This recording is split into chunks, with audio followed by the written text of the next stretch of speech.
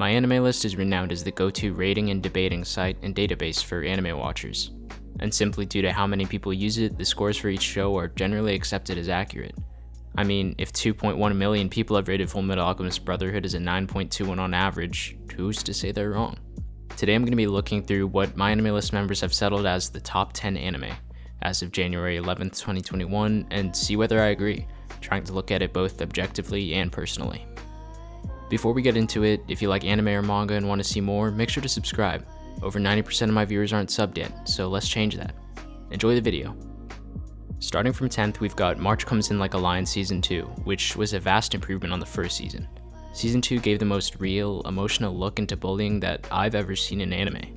It showed the hardships of speaking up and the feeling of helplessness that you can experience. Do I think it's top 10 material? I can see it, but I think that within a few years at best, it'll be pushed out. We've seen every slice of life that has entered the top 10 exit as well over the past decade. Clan at After Story, Your Name, Koi no Katachi, and I sadly think that March Comes In Like a Lion will face the same fate. Not just because action and shonen shows are more appealing to wider audiences, but because it doesn't pack the same punch, have the same name recognition as the rest of the items on this list. I'm gonna include 8th and 9th together since they're just two back-to-back seasons of Gintama. And yeah, if you didn't already know by my avatar's outfit, I love Gintama. The show is different from any long-running shonen in that it's primarily a comedy. I'd say around 70% of the show consists of episodic humor, which is already top tier. But on top of that, the other 30% is made up of great actions and storylines that, best of all, aren't stretched out. Gintama's only in the top 10 because it's split up into a bunch of series. It's not fair. I mean, the lowest rated season of the show is at 25 on MyAnimeList. Even if it were all combined into one show, I'm sure it would still be in the top 10. It's that good.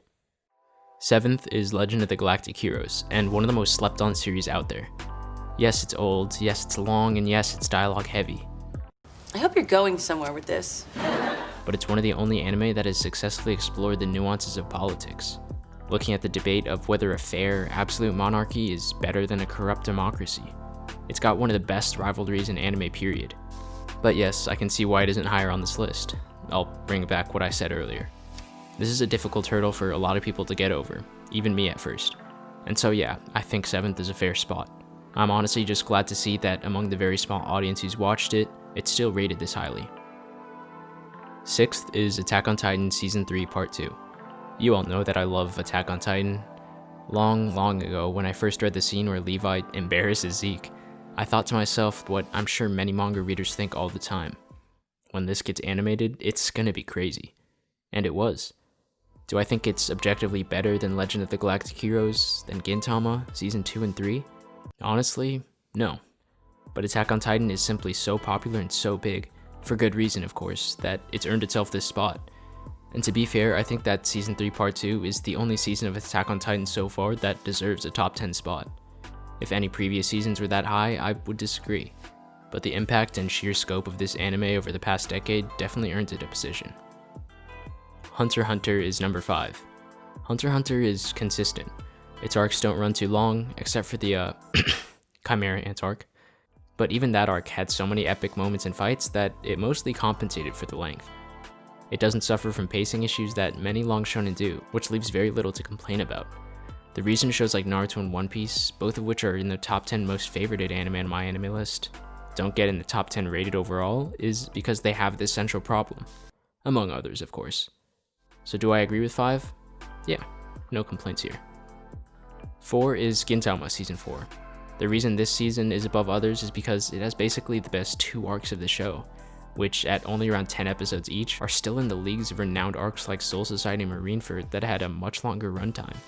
Its spot at number 4 is living proof that Gintama's ability to balance comedy and action is untouchable within the long-running shonen genre.